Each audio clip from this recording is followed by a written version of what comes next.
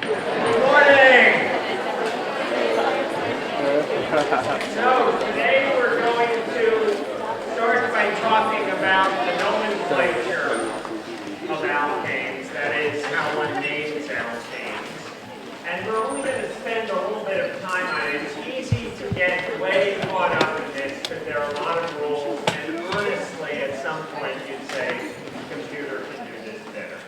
And in fact, the computer can. What I'd like you to do is to learn the basics, and particularly to understand the anatomy of the molecules that we're looking at, because just as in our identification of functional groups, seeing these structures not as a collection of zigzag lines on the blackboard, but rather as meaningful molecular structures really is what identifies your thinking as an organic chemist.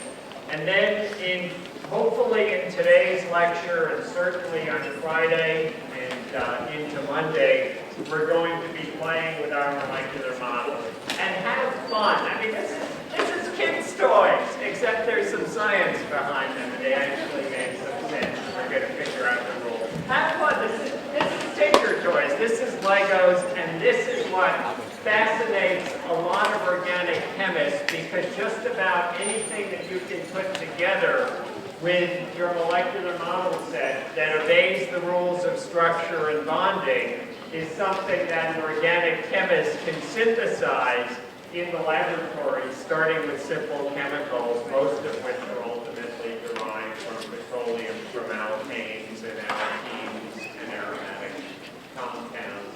And as for the ones that don't obey the rules of structure and bonding, being chemists, we are naturally fascinated by the idea of things that break the rules. So the idea of molecules that break the rules, or at least bend the rules, also continues to fascinate. So if you make a molecule that seems too strange to possibly exist, like the molecule tetrahedrine, you can look it up if you want, or 1,1,1-propellane, you can look it up again if you want. These are molecules that will bend and break your molecular model set. These are molecules that have also fascinated organic chemists, and they both fall into the category of cycloalkanes, which we'll be talking about.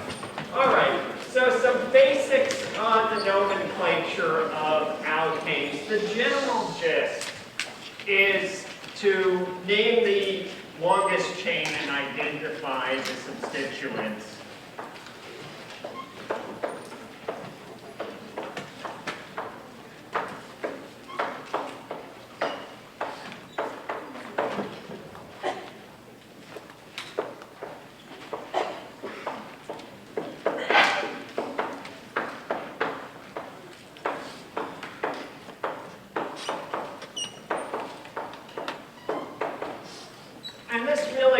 Exercise in naming, it's an exercise in thinking about what the structure of the molecule is and figuring out what's what. So let me draw out a structure and show you the conundrums that come up.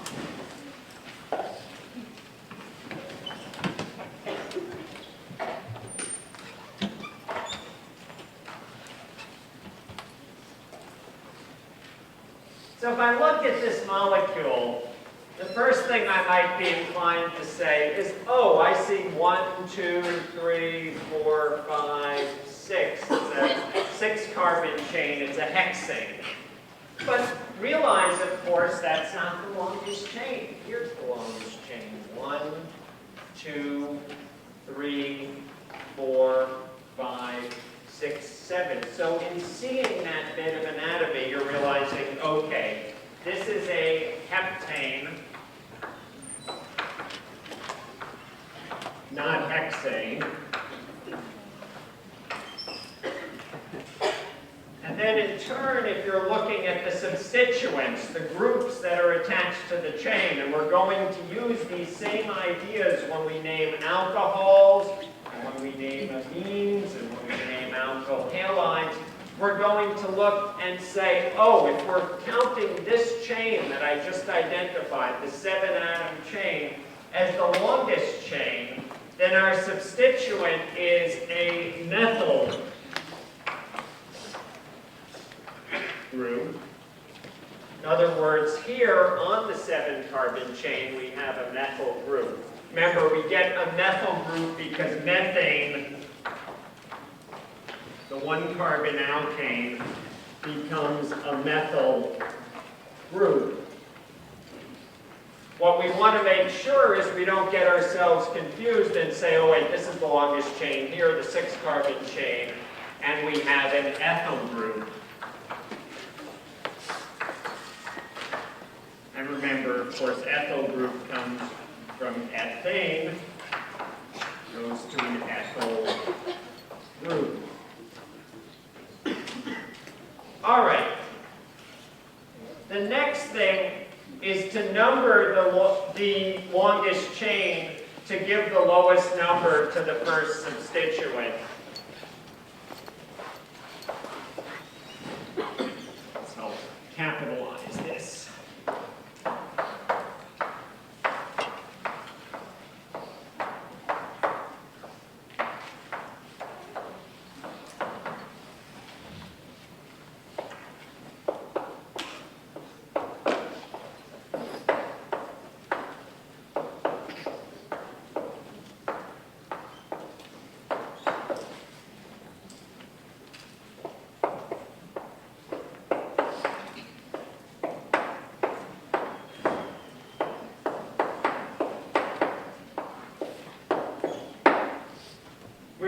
Decided in this example that we had a 7-carbon chain, a heptane chain.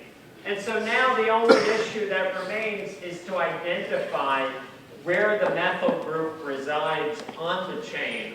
I could number from the right, and I'd come up 1, 2, 3, 4, 5, 6, 7. That would put the methyl at the 5 position.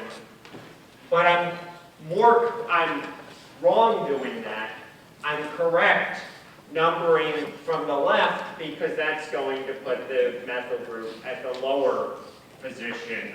1, 2, 3, 4, 5, 6, 7. So you're always going to number your chain to put the first substituent at the lowest position.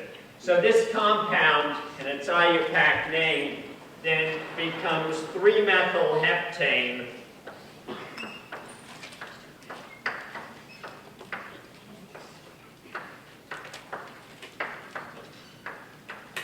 And you notice that it's all one word. And so we're not 2-ethylhexane.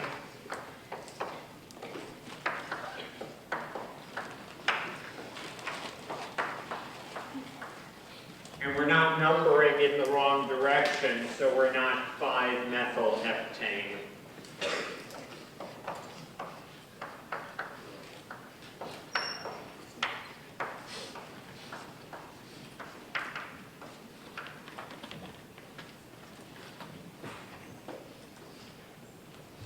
The next rule of nomenclature is when you have multiple substituents, you're going to alphabetize.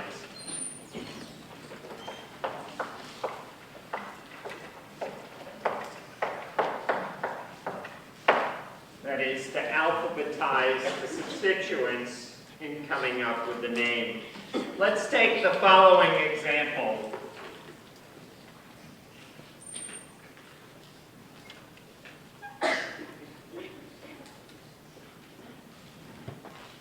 And I've designed all of these examples to teach us something.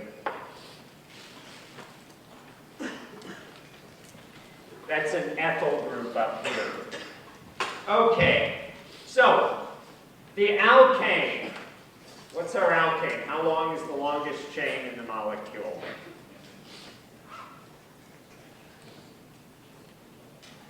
Nine. And what do we call nonane?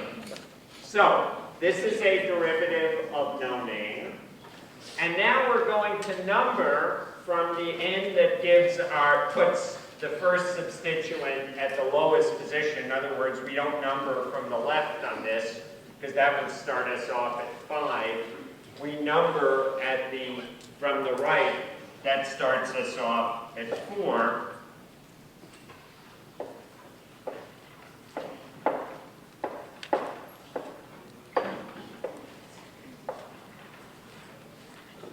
And so we have a methyl group at the 4 position, an ethyl group at the 5 position. And now here's what I mean by alphabetize. We're going to call this compound 5-ethyl 4-methyl nonane. In other words, once we've worked out the substituents and the numbering, then we're just going to put them in alphabetical order.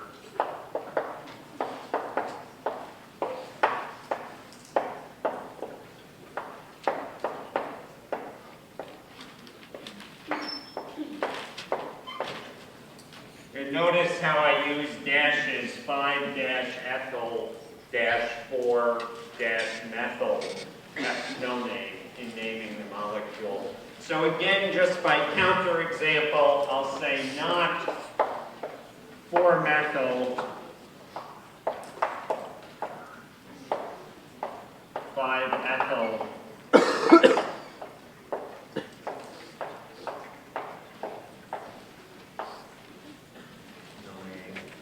And this is usually the level of arcane stuff where, I don't know, maybe the stupid people who make up the MCAT exams or something want to trip you up, and where it becomes a little arcane. Here's one more arcane rule. First, the simple rule.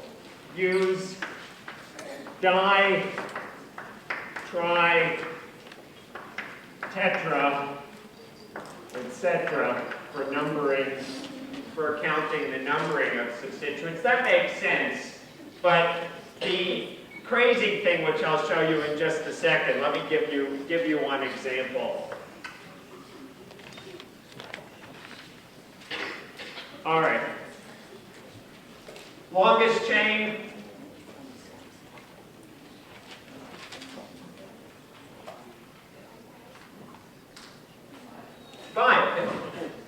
No matter how you count, whether from here to here, or here to here, or here to here, you come up with a 5-carbon chain.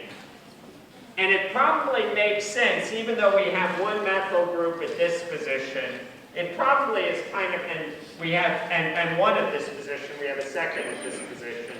So it's probably kind of intuitive that we're going to number in this way.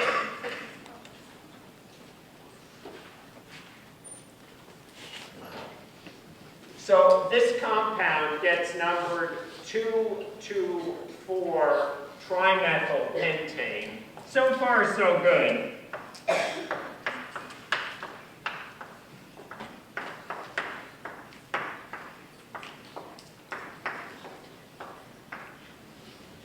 You notice that we use commas between the numbers when you have multiple substituents at one position, and then we use a hyphen to set them up. So far, so good. Here's the additional arcane piece of knowledge that probably makes some people very happy.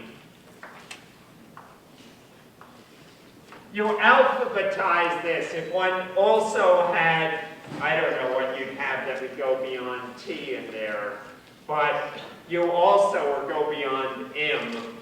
Well, all right, a propyl group. If you had a propyl group, the crazy thing is you alphabetize this as M.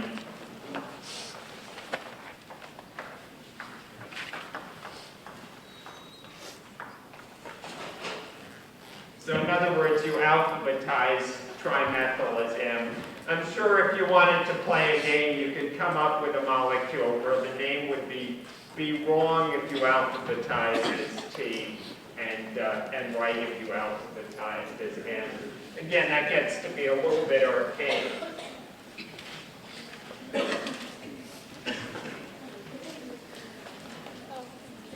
All right, your book will probably go further into things, and honestly, in getting yourself familiar with this, start with your textbook open, because you'll have a few questions on nomenclature. Start with your textbook open to the pages on nomenclature, and just flip through, and after a couple of exercises, most of it will sit in your mind. All right.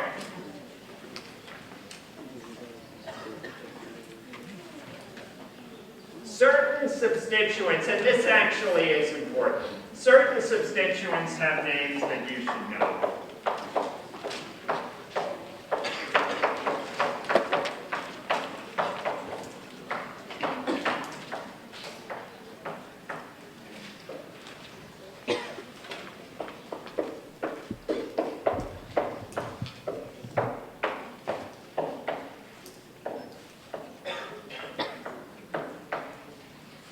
Just as knowing the anatomy of anything gives you a sense of it, knowing some of the names of substituents gives you a sense of what's going on with the molecule. And just as in talking about my car, I have the engine and the accelerator and the brakes and the headlights, there are certain substituents that really roll off the tongue of organic chemists.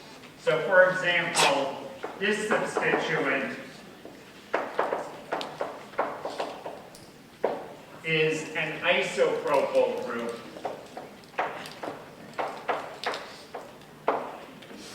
If you have this substituent hanging off of the middle of your nonane group, you would call it 5-isopropyl nonane. And you've seen isopropyl before, and your isopropyl alcohol, one of the common names of 2-propanol. All right, another one, somewhat less widely used, but still used in nomenclature. This group hanging off is an isobutyl group, and we saw isobutane the other day.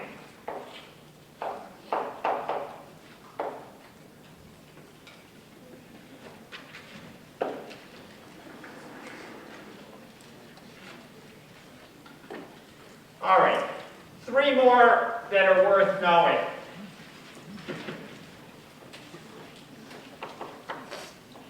CH3, CH2, CH, CH3 with a substituent hanging off the CH group.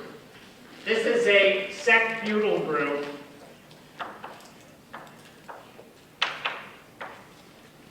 Sec stands for secondary.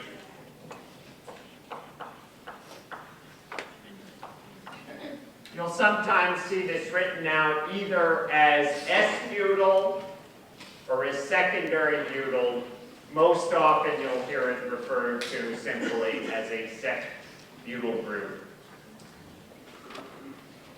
Another one widely used, we're going to be talking about it in reference to various cyclohexane derivatives, is this group here.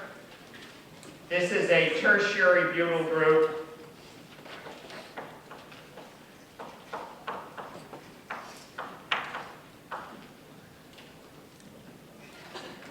T stands for tertiary.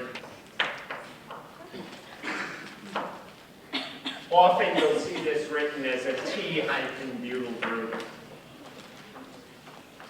Probably more often than you'd see secondary butyl written out as S-butyl. Last one, question.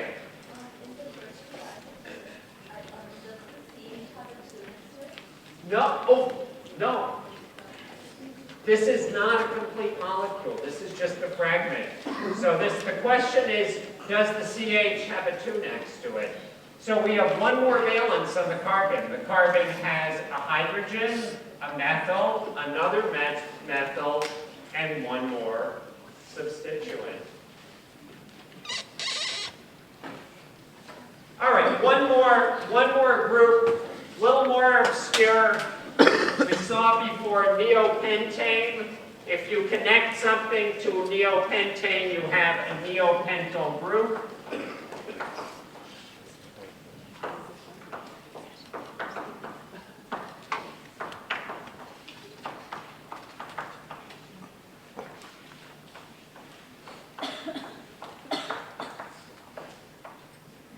neo means new, so this neopentane is new pentane.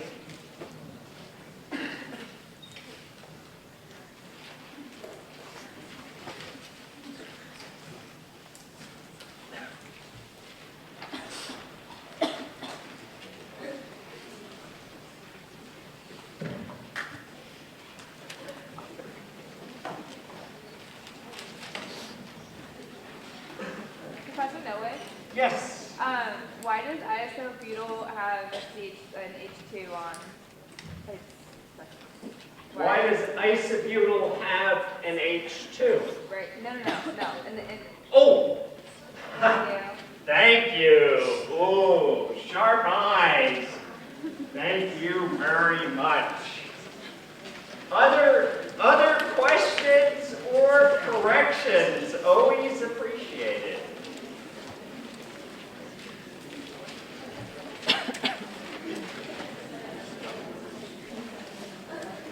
All right.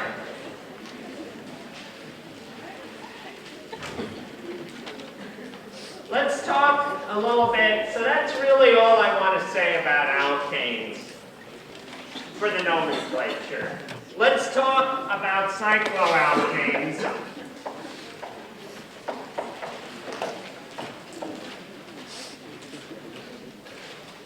We already said that cycloalkanes are alkanes where they're saturated hydrocarbons, where you have a ring in the molecule, where instead of having two hydrogens, the molecule is connected together to form a ring. So the smallest cycloalkane consists of 3 CH2 groups connected together in a ring. I'll write this out explicitly since the first time you see this, it looks very strange, and I might add very strange. And it is very strange. We'll talk more about strange in a little bit. This molecule, being a 3-carbon ring, is cyclopropane.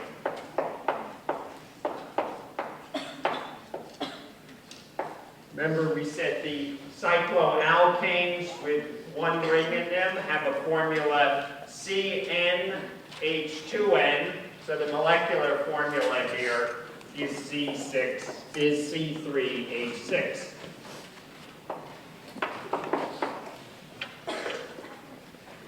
All right. Well, it shouldn't surprise you that the 4-carbon cycloalkane C4H8 is cyclobutane.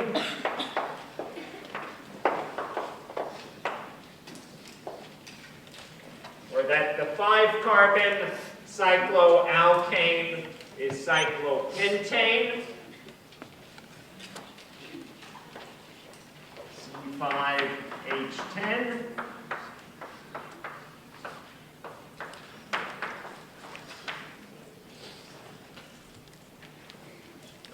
Or that the 6-carbon cycloalkane is cyclohexane, and we'll be spending a lot of time talking about cyclohexane because it has a really interesting shape to it. There's some really interesting properties.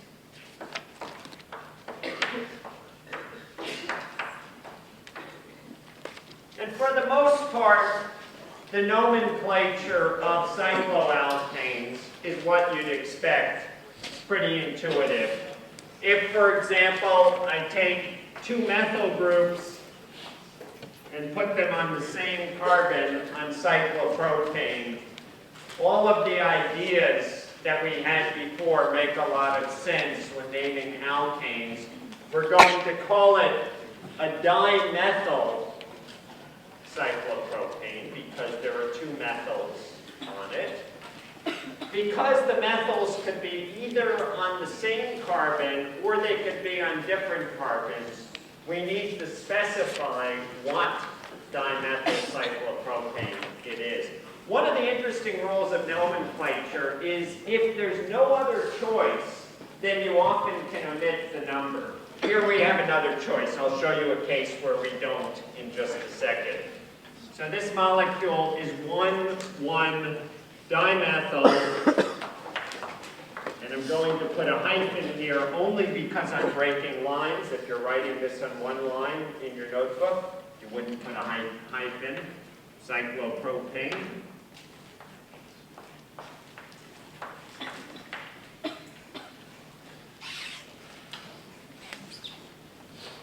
That's all.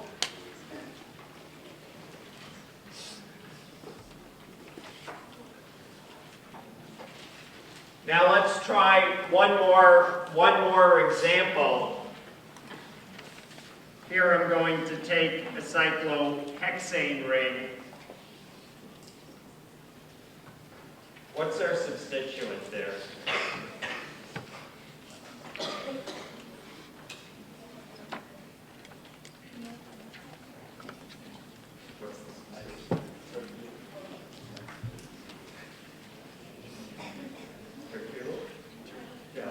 Tert-butyl cyclohexane. So here's the thing. So this molecule is tert-butyl cyclohexane. Do we have to specify the position of the tert-butyl group on that ring? No.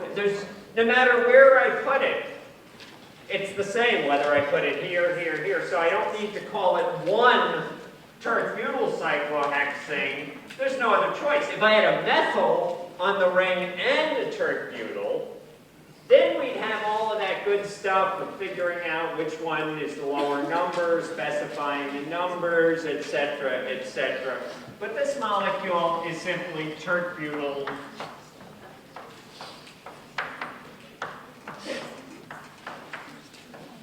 cyclohexane.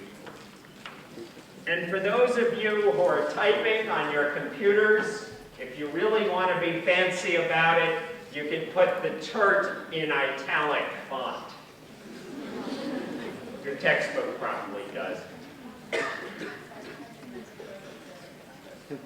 Would I specify, why did I specify the number here?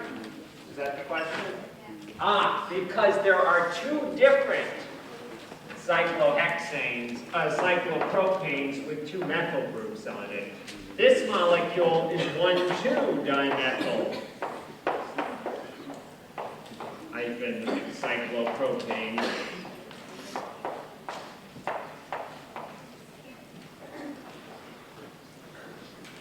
And in fact, you'll later learn that there's some even additional subtleties at that point. So we're specifying it because we have to know whether it's 1,1 or 1,2.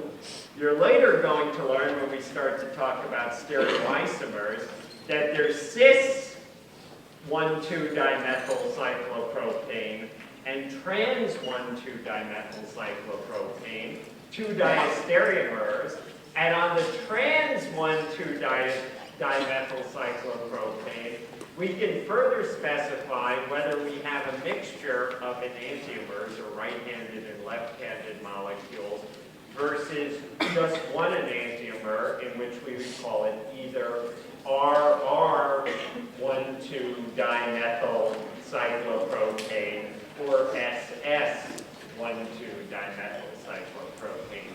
But like so many good things, we're going to peel back the layers slowly to help things sink in and to help you really appreciate the anatomy of these compounds. And by the time we're getting to stereochemistry, we're going to be thinking a lot more about three-dimensional structure than how you name it. For example, why the cis isomer of 1,2-dimethyl cyclopropane doesn't have two enantiomers, two-handed forms, and the trans isomer does. I'm still confused. How do you use the numbers when you name your compound? So, how do you determine the numbers when you name your compound? You first identify the longest chain in the molecule, or if it's a ring, you identify the type of ring it is. So we figure out, okay, we have a no-name chain, or we have a cyclohexane ring in the molecule. Then you look at the numbering, and you number from, in the case of a chain, the end that puts the first substituent at the lowest number. So in other words, if I have a methyl group, if I on no name and a methyl group here, and an ethyl group here, I'd say, well, I'm going to number from this end because that's going to put my first substituent at the lowest position.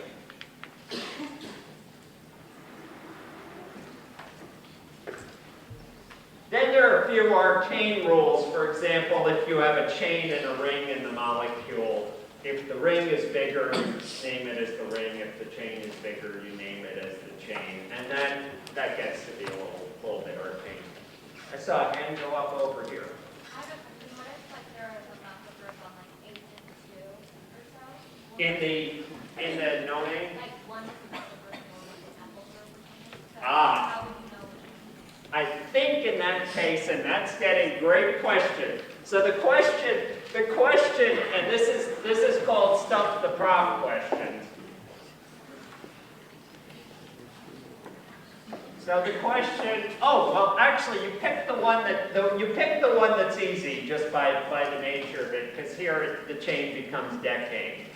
But your question was if we had, let's say at the 3 position, just to make things fun here. If we had this molecule, your question would be, are we numbering from this end or numbering from this end? I think you're numbering from this end. Honestly, it gets to a point of arcaneness that very few people care about. Fortunately, as I said, computers are great at rules. And at that level, we're not talking thinking and anatomy here, we're talking arcane rules. At that level, computers are very good at following rules. Fortunately, your textbook there will give you rules ad nauseum so that you could actually figure it out yourself.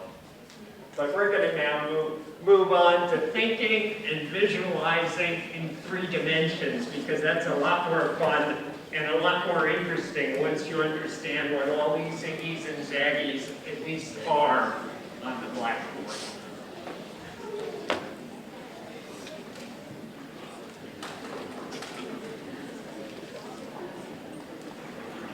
Besides, it gets us to play with toys sooner.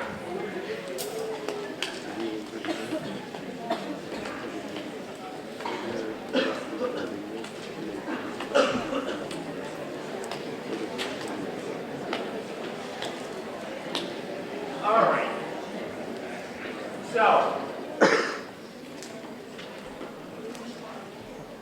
So what I'd like to do now is to talk about conformations of alkanes. And today and on Friday, we're going to talk about ethane, butane, and cyclohexane.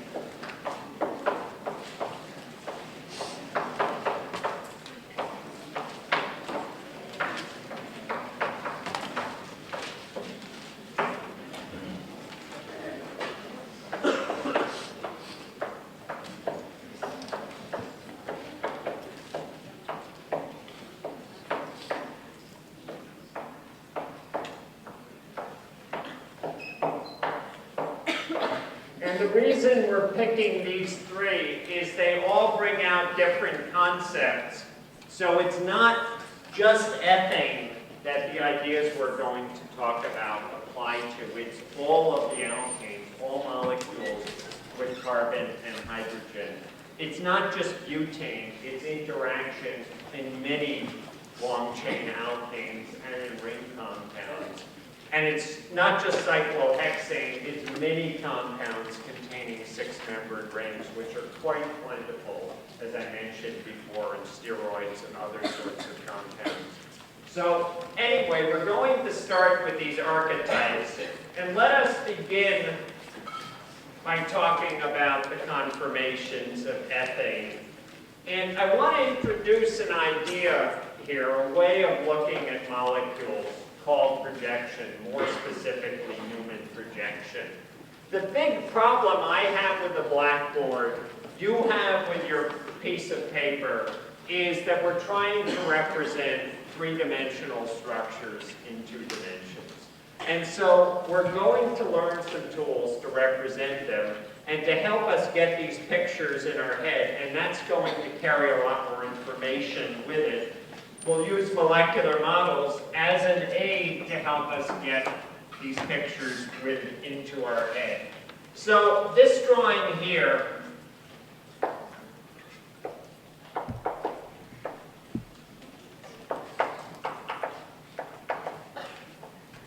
is a representation of ethane in what I call a staggered conformation, what is called a staggered conformation.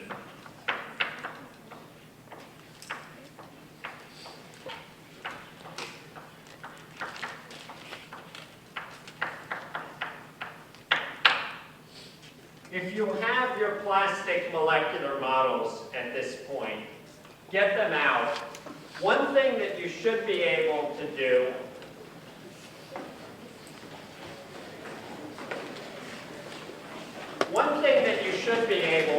let's see if I can get our video going here.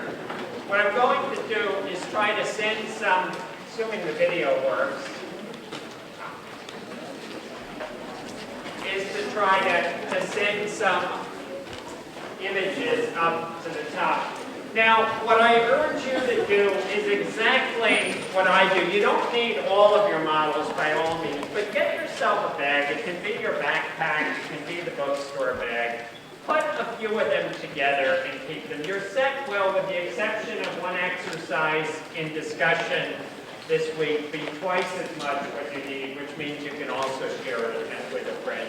If you haven't already done this, and you haven't watched the David Austin video, you take two of these pieces and you put them together, and you don't just sort of put them together so they stick. They're going to snap once, and they're going to snap a second time until they're in good and deep. I may send out, if people are having trouble next week, I'll ask the TAs to give some feedback. But if Buck and Johnny see people are having trouble, I'll send a picture around how to do it right. Get your pieces together. There should be sort of a double snap until they're in deep. I think you got it there. A little more. What? You grab one arm, you grab the other. You don't grab both. You'll be fighting. And you go click, the second click. All right. And do that. No, there's no great treasure in taking them apart and putting them in those silly boxes. Just take your boxes and set it aside and have some sort of bag or knapsack. So get a couple together, and then we're going to connect them together to make the ethane molecule. And what we're going to concern ourselves with right now is the rotation about the center carbon-carbon bond, and specifically the relationship of the CH groups to each other. What I'm going to show here in projection is our staggered conformation of the molecule. By staggered, I mean that the HHs are not overlapping with each other. And I'm going to contrast this with an eclipsed conformation.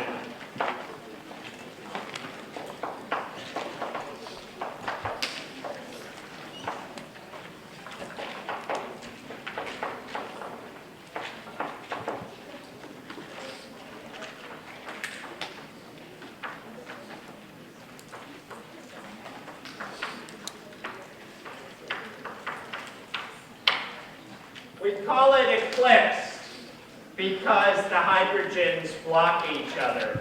I'm going to just rotate about one of the bonds here to make my molecule, my model, into an eclipse conformation.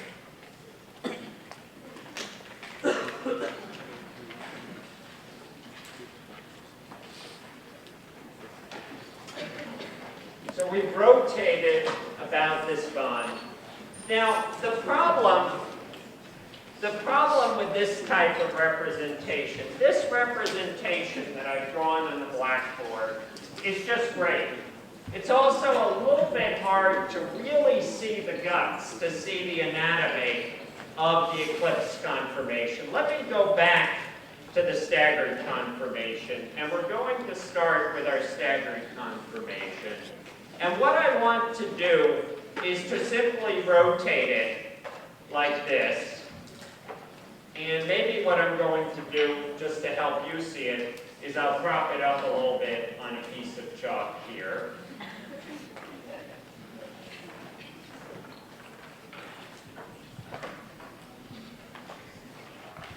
Maybe not. Okay. So, when you're staring down the barrel of an ethane molecule like we are doing now, you can make a drawing of this that shows this particular representation. I'm not going to be a eraser. There we go. Almost good enough.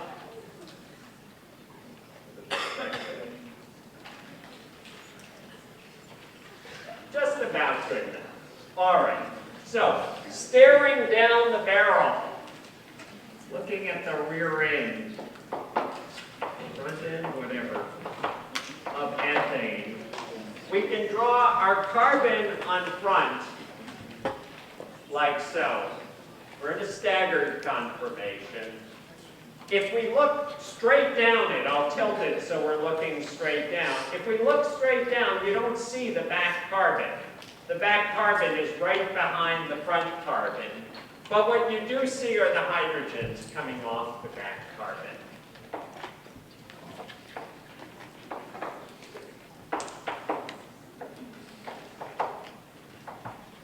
And we call this drawing a Newman projection, N-E-W-M-A-N.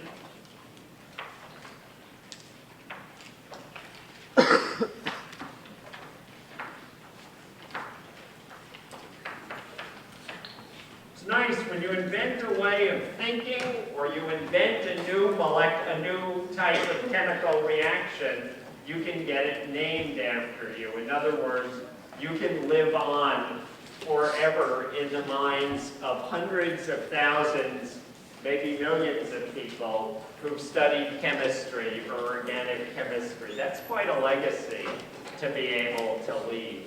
And that's really what the development of thought and the discovery of scientific information is all about. It's being able to convey knowledge and convey ideas. And yes, often there's a little bit of ego in it. It is being able to get a little bit of credit for it.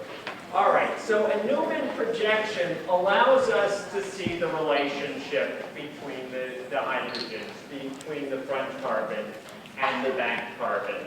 We can also see that we have an angle created between two planes. It's called the dihedral angle, but you don't have to think about complex geometry. Just realize that we have an angle created between this line and this line. We'll call this theta, this dihedral angle. We'll call this dihedral angle theta, and in this case, theta is equal to 60 degrees. I'll write the word dihedral angle over here.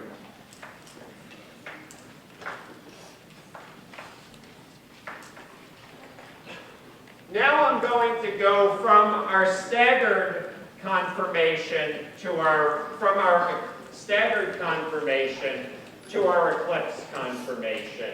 Here we are looking down the back end of our cyclohexane, of our ethane rather, and I'm simply going to rotate until we get to the eclipse conformation. And again, the camera doesn't exactly line up with things, but pretty close. That actually provides a very nice way of dealing with what we have to draw. We have to represent two overlapping CH bonds. And so the way we're going to do this is we'll do our Newman projection just like we did before. Here's our carbon on front. The carbon on back, obviously if I drew the CHs right on top of each other, we'd be in trouble. They wouldn't be able to see them. Literally, they would be right behind. So we'll just offset them a smidge. We'll just provide a sense of perspective. Just like my projection up there isn't quite perfect, and you can see that the hydrogens don't quite overlap. So this is what we would do for our eclipse conformation of the molecule.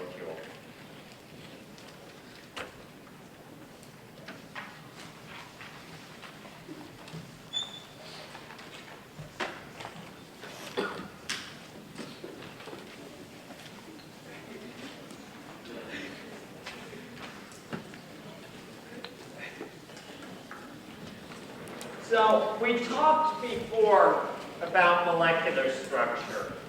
We talked about bond length, bond angle, and this brings us into one of the things that organic chemists really concern themselves with, this last level of structure, conformation, the geometry of molecules in 3 dimension involving rotation about rotatable bonds.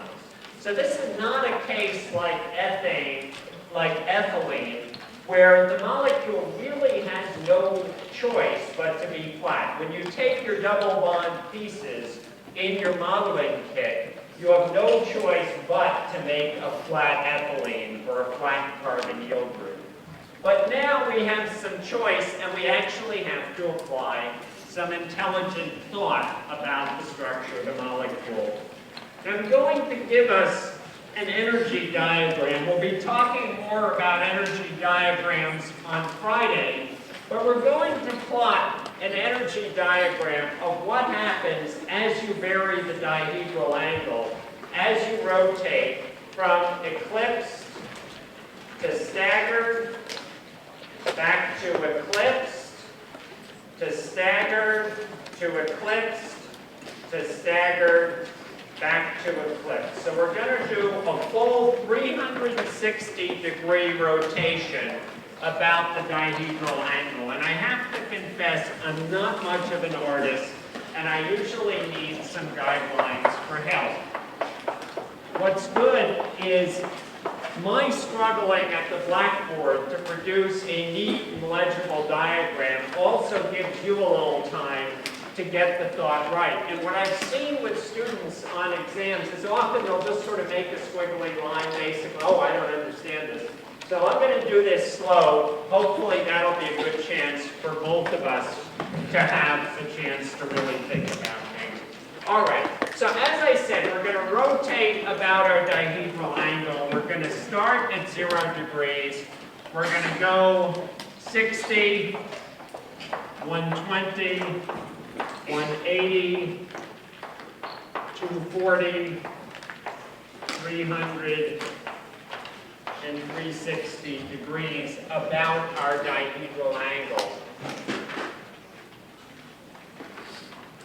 The eclipse conformation is high in energy. It's unstable for reasons that I'll tell you in 1 second. It is 3 kilocalories per mole, higher in energy than the staggered conformation. I'm going to make myself a little guideline here to help me out, because we're going to go eclipse staggered, eclipse staggered, eclipse staggered. All right, so I'm going to make a guideline to help me out at 3. As I said, at 60, we're lower in energy by 3 kilocalories per mole. This scale, the absolute numbers are arbitrary because we're only talking relative energy. So 0 means we're lower by 3 kilocalories per mole than eclipsed. If I go back to 120, I continue my rotation, we're back to eclipsed. To 180, we're staggered. 240, eclipsed. 300, staggered. 360, eclipsed. I've given myself some guidelines for the energy profile as we rotate about the bond. We get a sinusoidal curve going from high energy at 0 to low energy at 60 to high energy at 120 to low energy 0 at 180, to high energy at 240, to low energy at 300, to high energy at 360.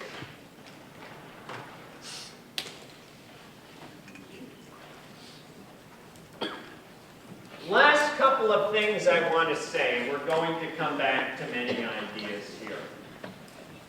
One idea that I want to mention is that this means that eclipsing costs us per bond, costs us 1 kilocalorie per mole.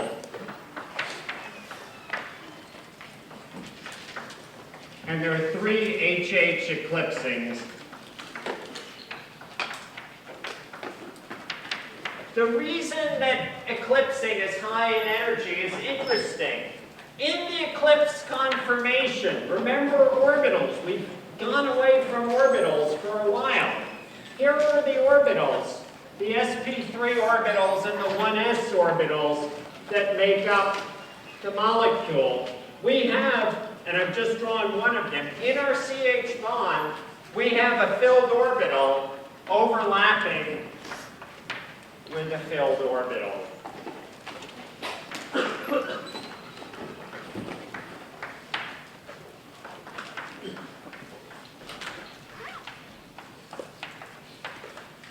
That's bad.